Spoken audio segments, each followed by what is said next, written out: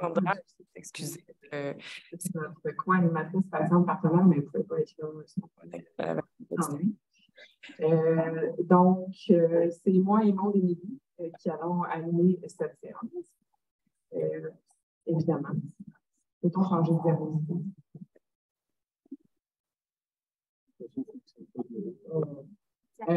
Donc, ce que moi, mon rôle pour l'instant, c'est juste de vous expliquer comment ça va se dérouler. Merci. Donc, il y a 3 séances à l'intérieur de cette séance-ci. On commence c'est de vous parler de cas concrets, de projets d'amélioration de trajectoire de soins, des projets qui sont différents dans comment ils ont été réfléchis dans leur méthodologie. Dans le but, en fait, d'arriver à notre atelier. Donc, on vous demande de bien écouter les projets qui vous seront présentés et de retenir l'information pour nourrir l'atelier qu'on fera par la suite. Donc, en premier, on va vous parler des laboratoires vivants sur les troubles neurocognitifs majeurs. Maud Émilie va les présenter, puis il y aura 3 présentations de projets. Ensuite, on va vous parler du programme FACIL et du programme des jeunes chercheurs leaders en système de santé. En résumé, en fait, pour les 3 blocs de cette session, il y aura une résumé du projet. On va vous démontrer comment le projet est innovant et apprenant. Les gens vont vous parler des conditions de succès et des conseils qu'ils donneraient à quelqu'un qui voudrait reprendre ce type de projet-là. Puis, on va avoir un peu de temps pour discuter à la fin de chaque bloc. Pour arriver à l'atelier qui est comment la recherche devrait s'adapter pour réussir à mettre en place un système de santé apprenant. Donc, je vais laisser la parole à Maud Émilie pour les laboratoires.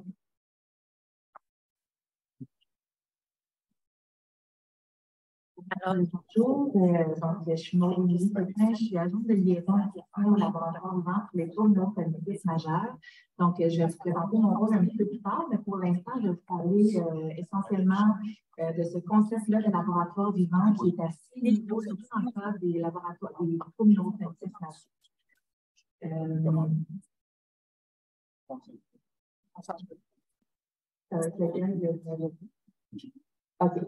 Donc, sur les troubles neurocognitifs, si vous me permettez de prendre l'acronyme PNCM pour troubles neurocognitifs majeurs. Donc, s'inscrivent dans le programme de subvention ciblée pour améliorer les trajectoires de soins. Ils sont hébergés à l'unité de soutien parce qu'ils sont vraiment une opportunité de renforcer les capacités aussi du système de santé apprenant. Et ils sont aussi en adéquation avec les orientations ministérielles sur les troubles neurocognitifs majeurs, les PNCM. Alors, pour faire une petite histoire courte, il y a eu plusieurs phases d'orientation ministérielle pour justement les PNCM et il y a eu une somme, entre autres, qui a été octroyée dans le cadre de la phase 3 des travaux. Donc, les premières, toutes les orientations, donc on a peut-être entendu parler du plan Alzheimer Québec. Maintenant, on appelle davantage l'initiative ministérielle sur les PNCM. Donc, ces travaux-là sont rendus maintenant à la phase 3. Il y a eu un financement de 5 millions donc, pour implanter ces laboratoires vivants-là et ce concept-là de recherche. Essentiellement, la première partie, elle a été octroyée vraiment pour implanter cette phase 3-là des travaux ministériels et assurer une meilleure qualité dans les services. Donc, l'idée de la transition de soins, les trajectoires de soins qui sont très importants et centrales à ces concepts-là.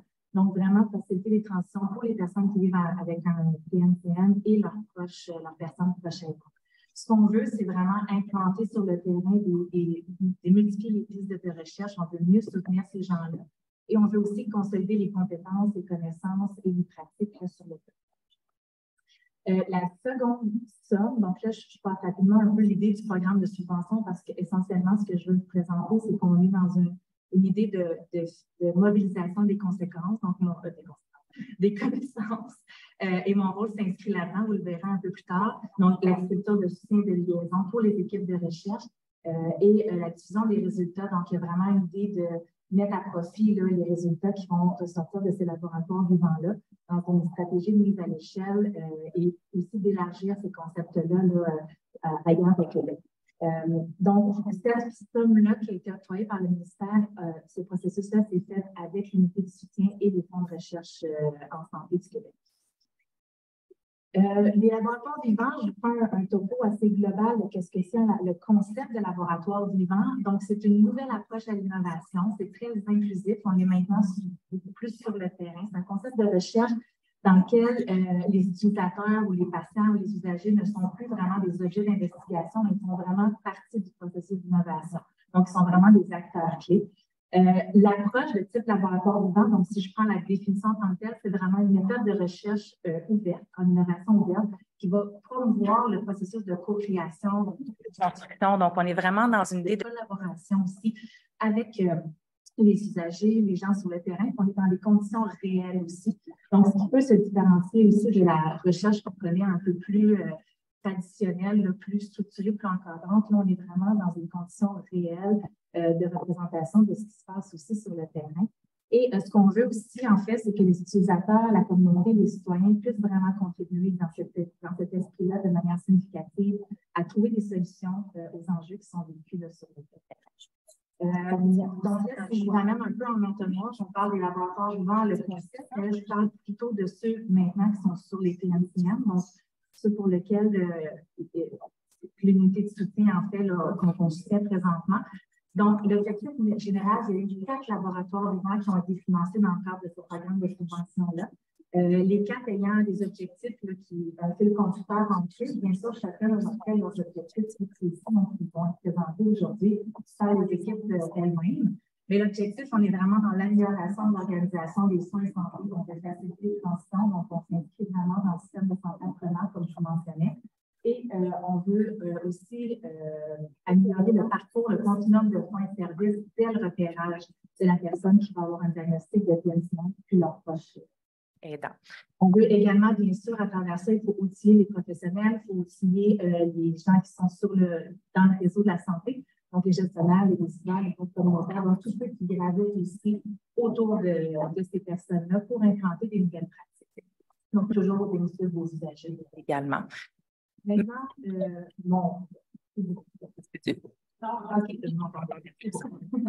maintenant, moi, mon rôle, donc si je peux vous dire en là, quand il y a eu, dans le fond, l'appel à projet, il y a eu une rencontre qui s'est faite avec les 4 équipes, puis on a mentionné l'intérêt à avoir quelqu'un qui pourrait soutenir cette initiative-là, qui pourrait avoir un certain rôle de liaison entre chacune des équipes, chose qui est assez nouvelle, qui n'a pas été essayée tant que ça. Donc, mon rôle est encore à construire et à décrire, mais au fil du temps, on évolue en même temps que les laboratoires vivants. C'est le concept aussi de la notion d'être vivant.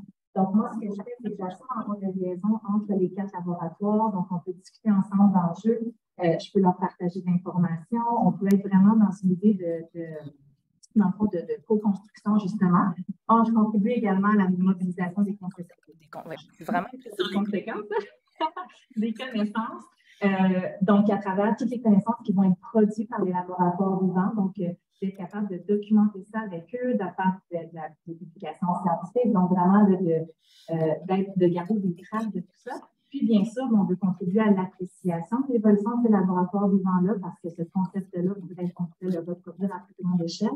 Nos 4 laboratoires, en ce moment, sont pilotes, si on veut, c'est des essais. On va documenter les coûts, les mauvais coups, puis toutes les stratégies d'adaptation. Puis après ça, on va pouvoir le documenter pour l'élargir à peut-être au niveau professionnel ou à plus grande échelle. Donc, voilà.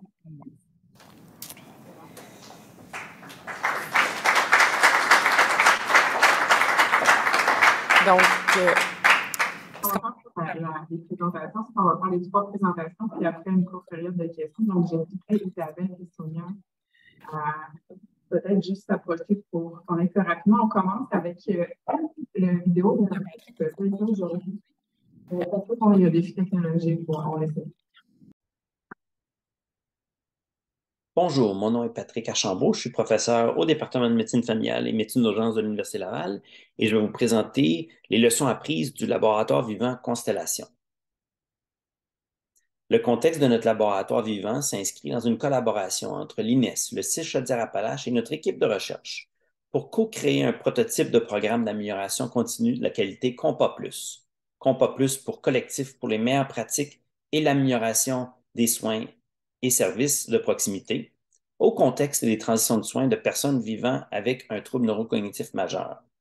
La démarche Compas Plus vise à travers des ateliers de pratique réflexive à identifier des cibles d'amélioration et à proposer des pistes d'action et les modalités de leur mise en œuvre pour la gestion d'une maladie chronique ciblée sur un territoire donné. Les objectifs de notre laboratoire vivant sont de co-développer et implanter le programme d'amélioration continue, d'évaluer ses impacts sur les transitions de soins des usagers vivant sur le territoire du CIS Chaudière-Appalaches, de collaborer à l'évaluation du processus de mise en œuvre du programme d'amélioration continue au sein du CIS Chaudière-Appalaches et d'évaluer la pérennisation et l'évaluation de la mise à l'échelle du même programme au sein du CIS Chaudière-Appalaches. Notre méthodologie est ancrée sur une étude quasi-expérimentale séquentielle à méthode mixte avec analyse à multiniveau. Au niveau micro, on va recruter une cohorte de patients des urgences, des équipes de soutien à domicile et des groupes de médecine familiale. Au niveau méso, on va évaluer les facteurs de pérennisation et le potentiel de mise à l'échelle. Et au niveau macro, on va évaluer l'impact du programme d'amélioration continue sur les indicateurs de performance en termes de transition de soins. Notre laboratoire vivant se distingue d'un projet de recherche traditionnel par une stratégie de recherche orientée par les usagers et leurs proches aidants, par une implication forte des décideurs au sein du projet de recherche qui ancre le projet de recherche au sein d'un processus d'amélioration continue coaché par une agente d'amélioration continue. Notre programme Compas Plus, TNCM, est ancré sur une revue systématique qui a permis d'identifier les pratiques exemplaires en termes de transition de soins et sur la sélection d'indicateurs de performance pertinents pour évaluer tout le continuum de soins et services offerts aux personnes vivant avec troubles neurocognitifs majeurs.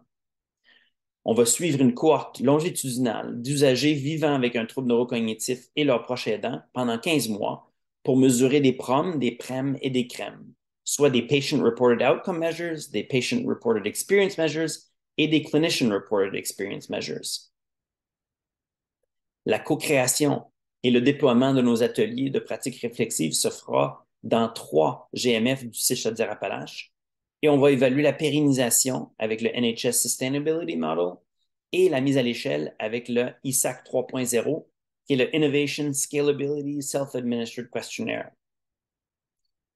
Notre laboratoire se distingue aussi par un projet de recherche qui est ancré dans un processus de pratique réflexive fondé sur des cycles d'amélioration continue, rapide, une facilitation de l'amélioration continue supportée par l'unité soutien SSA Québec, l'INES et le CIS Chaudière-Appalaches, l'implication active des acteurs du GMF et du RLS, du réseau local de services, soit aux urgences et les équipes de soutien à domicile, et par le support méthodologique de notre équipe de recherche qui est expérimentée à faire de la recherche intégrée. De plus, la recherche intégrée fait partie de l'ADN du CIS Chaudière-Appalaches, avec un centre de recherche intégré pour un système de santé apprenant en santé et services sociaux, et par un accès aux données provinciales avec la collaboration avec l'INES et les données locales du CIS Chaudière-Appalaches. L'accès aux données reste tout de même un défi parce que les données, malheureusement, sont encore en silo et sont difficiles à lire. Les conditions de succès de notre laboratoire vivant reposent sur une confiance et une collaboration établie de longue date avec les décideurs du CIS Chaudière-Appalaches et de l'INES, un centre de recherche qui véhicule une philosophie de recherche intégrée depuis 2016, une structure de gouvernance avec des rencontres fréquentes pour maximiser la communication avec l'ensemble des acteurs, incluant les patients partenaires et les proches aidants partenaires, l'utilisation d'une plateforme de collaboration, par défaut c'est Teams, bien qu'imparfait, c'est celui qui est accepté et supporté par le système de santé. Aussi, une collaboration et une expérience du comité d'éthique avec la recherche intégrée qui a permis à notre équipe de recherche de participer à un projet d'amélioration continue, de générer des données probantes qui nous ont permis de montrer l'acceptabilité d'une méthode de recrutement et de collecte de données et qui a permis par la suite à supporter l'acceptation de notre projet par le comité d'éthique.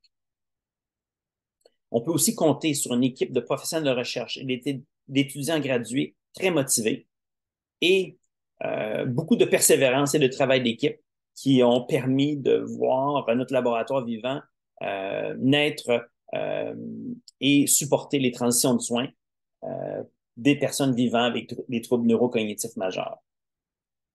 Je voudrais finir en remerciant l'ensemble des partenaires et des organismes subventionnaires qui ont permis à notre laboratoire vivant de voir le jour. Merci beaucoup.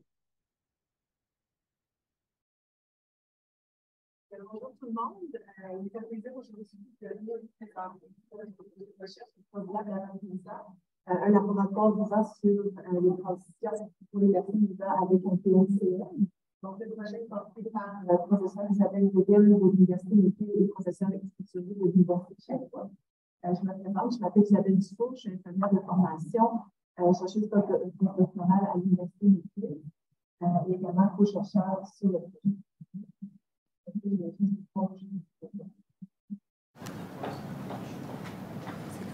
Ah, mon Dieu, bon.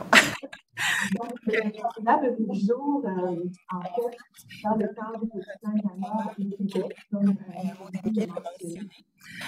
Donc, en fait, cette cause-là, l'équipe de l'organisation du service sur le travail est très impliquée dans l'évaluation du pacte depuis ses tout débuts. Et c'est dans ce contexte-là que le CIUS de Laval nous a contactés. En fait, le CIUS de Laval s'intègre au plan de la mise en œuvre du pacte également depuis le début. Donc, ensemble, on a décidé de travailler sur des priorités du milieu. Et donc, le candidat du jour, c'est vraiment fondé en fait sur la synergie entre la capacité d'innovation de la et la capacité de notre équipe de recherche. Alors, très brièvement, je vais vous expliquer un peu les objectifs qu'on poursuit. Donc, nous, on travaille autour de 4 innovations. Donc, on a des projets qui sont en cours de gestion. On va évaluer avec eux, donc qui concerne la formation des professionnels de première ligne sur les PMCM, sur les transitions et la collaboration interprofessionnelle. Également, on travaille sur un projet de référencement précoce pour les personnes et leurs proches des GMF vers les services communautaires appropriés à leurs besoins. On a également 2 innovations qu'on va co-développer à partir des données qu'on va collecter en continu dans notre projet. Donc, on veut travailler sur la communication autour du dévoilement du diagnostic et on veut également travailler à développer un modèle de navigateur désigné dès l'annonce du diagnostic, comment pour faciliter la navigation dans le système pour les patients. Alors, ces 4 innovations-là s'inscrivent dans les 6 objectifs qu'on poursuit dans le projet. Donc, premièrement, on veut développer un tableau de bord de suivi global des transitions à l'aide de données qualitatives et quantitatives. Également, on veut développer et implanter des innovations que je vous ai mentionnées. On veut également évaluer les effets de mise en œuvre réussie de ces innovations. On veut évaluer les effets et l'implantation de l'ensemble de la transformation transitionnelle. Et également, on peut travailler à soutenir la pérennisation et la transférabilité également vers d'autres processus. Et comme vous pouvez le voir, ces 6 objectifs-là, nos innovations vont s'inscrire dans 2 cycles du système de santé apprenant.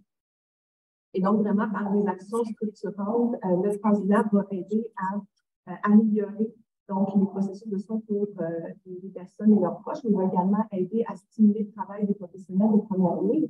Et dans le projet, on a également beaucoup d'implications des GMF sur le territoire de Cible de la Page, des personnes impliquées dans le continuum SAPAR, mais des étudiants qui appliquent également.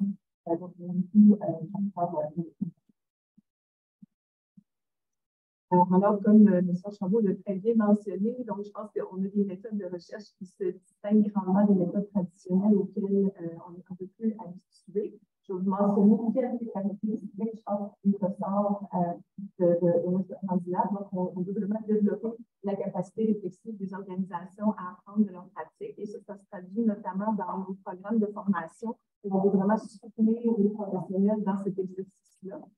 Ensuite de ça, on veut faciliter la co-création, la collaboration continue et étroite avec les partenaires grâce à un processus de développement vraiment itératif. Et nous, on essaie vraiment de supporter ce processus-là par justement la transparence de tous nos processus, de toutes nos décisions, l'engagement continu des partenaires et également l'ajustement en continu des objectifs du projet. On a travaillé également très, très tôt à la pérennisation du projet. Donc, dès le premier ajustement en fait, du candidat, on a établi un plan d'action Et on a mobilisé les facteurs, en fait, les ressources dans le milieu pour nous atteindre cela. C'est également assuré d'avoir des ressources dédiées, maintenant, qui sont vraiment le support précieux. Donc, rapidement, je voulais vous partager un peu les conditions de succès, qu'est-ce qui a été gagnant pour nous à l'heure actuelle. Donc, en fait, c'est ça qu'au niveau de la préparation, je pense que ça a été tout à fait, comment je peux dire, primordial de s'appliquer à comprendre le contexte en amont. Donc, où on en est dans l'implantation du PAC, c'est quoi les besoins, les opportunités, les contraintes. Et c'est vraiment un travail qu'on a fait en collaboration avec tous les partenaires qui sont impliqués. Et d'ailleurs, avec nos partenaires, on travaille à cultiver une compréhension commune de la démarche de l'INAP, le système de santé apprenant, pour nos partenaires, mais aussi pour nous. Donc, c'est vraiment un travail continu pour tout le monde. Et également, les partenaires, on cherche à les mobiliser de façon continue en attribuant des rôles qui sont clairs, en renforçant, en fait, ces rôles-là à travers le temps. On veut également favoriser une culture d'apprentissage et d'amélioration continue à travers les cycles de SSA qui vont avoir lieu. Et également, les SSA, on a le potentiel de générer extrêmement beaucoup de données. Donc, je pense que ces données-là sont utilisées judicieusement, les présenter avec les outils appropriés pour éviter de surcharger et vraiment plutôt utiliser ces données-là pour complémenter qu'est-ce qu'on veut mettre en place. Ensuite, au niveau de la gouvernance, c'est des gouvernances de projets qui peuvent devenir assez complexes. Donc, on a des gouvernances à plusieurs paliers, plusieurs niveaux. Donc, nous, on a vraiment travaillé à mettre une structure très, très claire, en fait, pour favoriser la collaboration, la coordination et aussi le processus de décision entre les différentes instances qui étaient impliquées.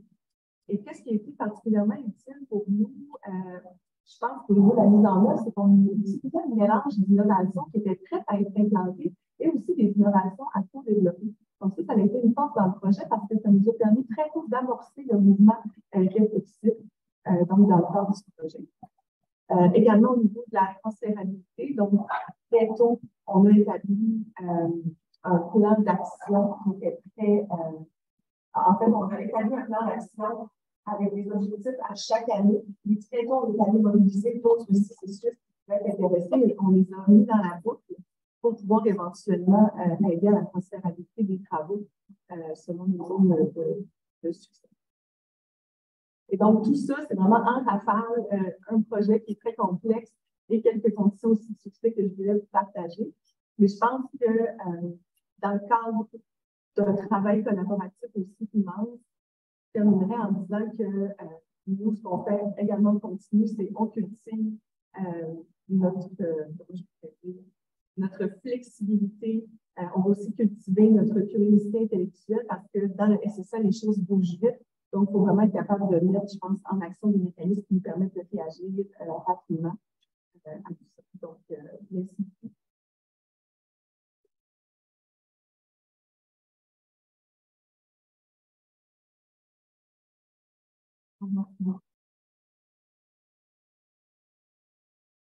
Laboratoire vivant, s'il vous plaît.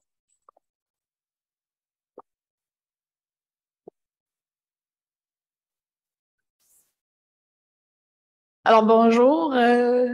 Je me sens un peu étrange d'être ici devant vous parce que moi, en fait, je ne suis vraiment pas une personne qui est issue de la recherche et ça me fait drôle de venir vous présenter notre laboratoire vivant parce qu'effectivement, il s'inscrit dans les démarches que Maud-Émilie vous a présentées tantôt.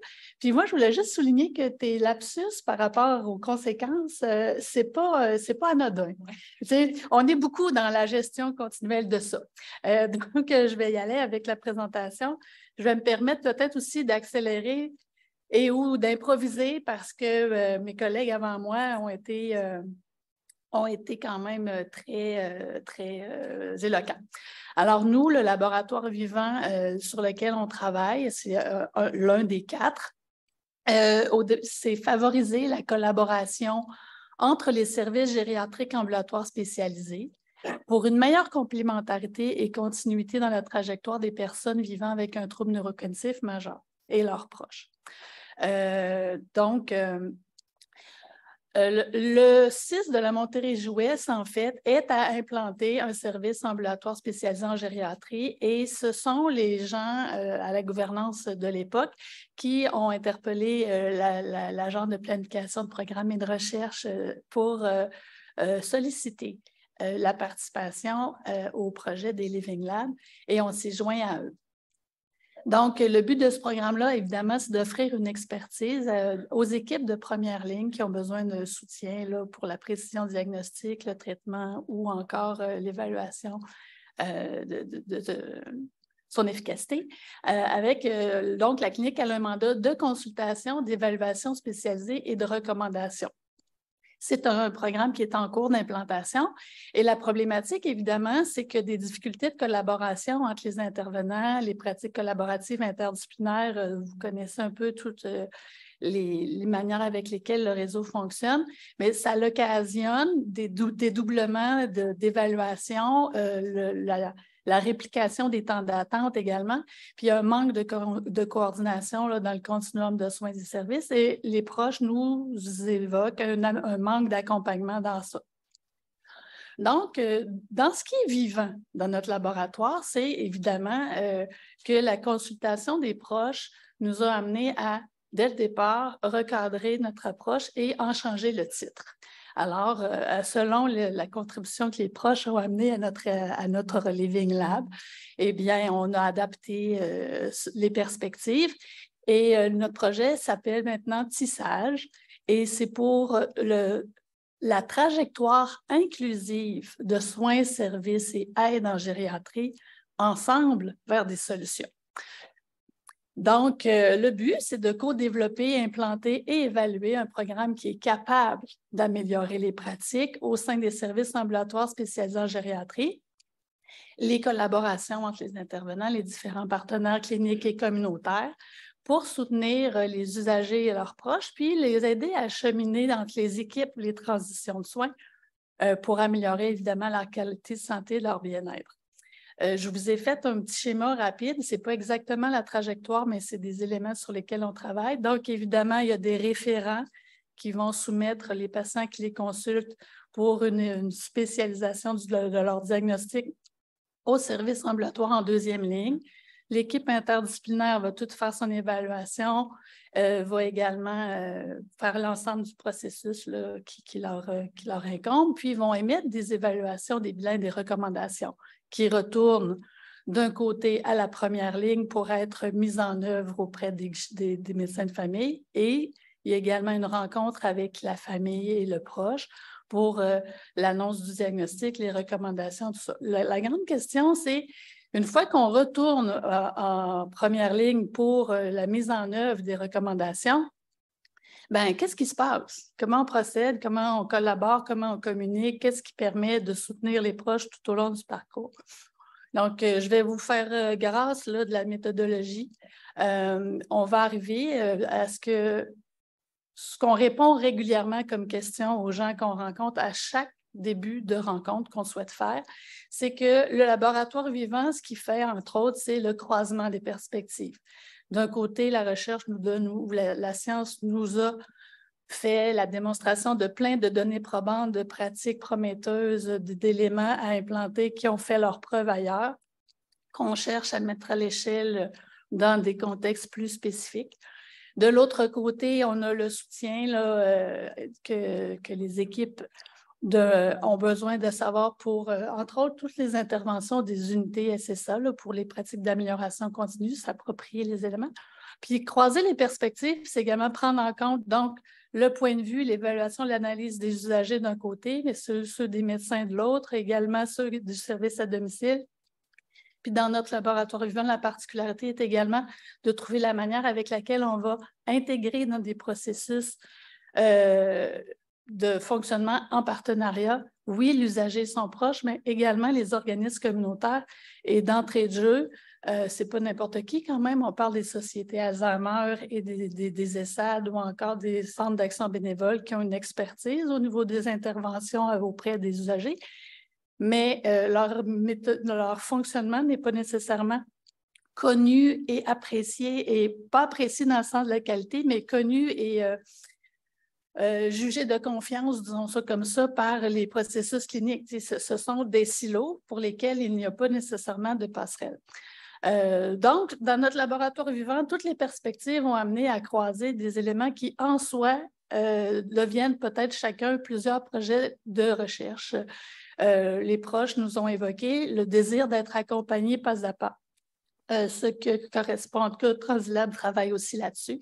Et ils nous ont également mentionné comment est-ce que ce serait possible de faire voyager l'histoire de vie. L'histoire de vie, c'est un concept qui est souvent appliqué dans je dirais, une application clinique bien précise, mais les proches n'aiment pas avoir à répéter l'histoire de vie dans les transitions, par exemple, d'une hospitalisation à un hébergement. Souvent, c'est des processus laborieux, c'est long, les questionnaires et tout ça, puis ils se disent, on pourrait-tu arriver avec notre feuille puis mettre ça dans le dossier médical puis pas avoir à recommencer parce que les faits factuels qui ne changent pas dans le temps sont documentés une fois. Ce n'est pas nécessaire de recommencer 2 ou 3 fois. Et donc, il y a toutes sortes de considérants maintenant sur la confidentialité ou qui a droit de voir le dossier. Il y a des pratiques parallèles qui sont mises dans des cartables au comptoir des infirmières. Tu sais, on cherche à déterminer comment est-ce qu'on peut faire différemment pour que l'histoire de vie, le récit de vie, disons ça comme ça, parce qu'un élément qui se distingue dans le laboratoire vivant, c'est de devoir toujours préciser les termes ou les concepts. L'histoire de vie, c'est un concept. Le récit de vie en est un autre. Le parcours de vie, puis le projet de vie dans vos processus. Vous avez toute une appellation pour ça, puis c'est des fois la même chose, mais d'autres fois pas, parce que ça s'applique dans des contextes différents. Donc, voilà. Un deuxième élément, on a 5 nœuds, en fait, sur lesquels on veut s'attarder. La transformation des recommandations en action coordonnée. On entend une plainte sur le manque de coordination et on entend aussi une plainte sur ça ne se parle pas, les gens ne se parlent pas, les spécialistes ne se parlent pas. Dans un contexte où on veut une approche centriste sur l'usager, il faut savoir que c'est possible que l'ensemble des cliniciens se concentrent sur les besoins de l'usager et son proche.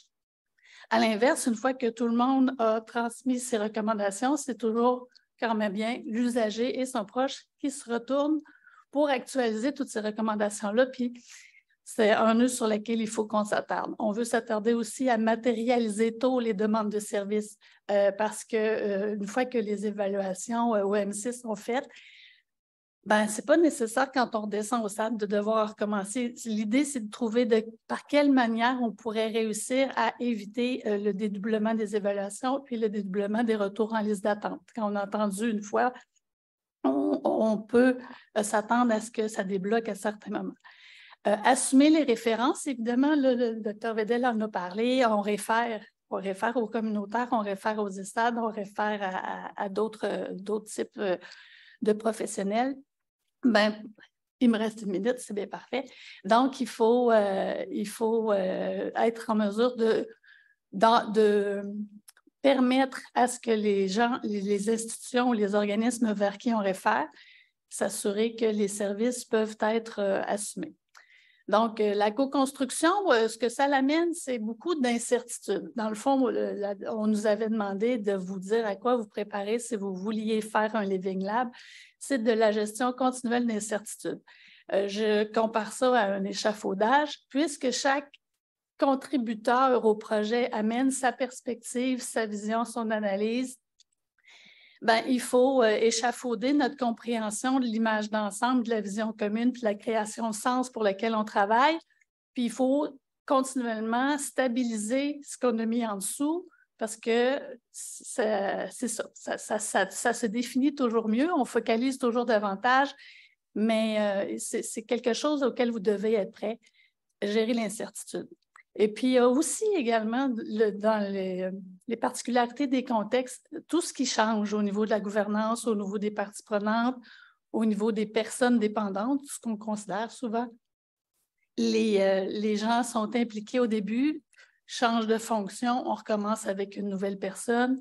C'est des éléments qu'il faut prendre en compte sérieusement. Moi, je ne voulais pas vous parler de conditions de succès ou de réussite, mais de qualité qui sont à cultiver.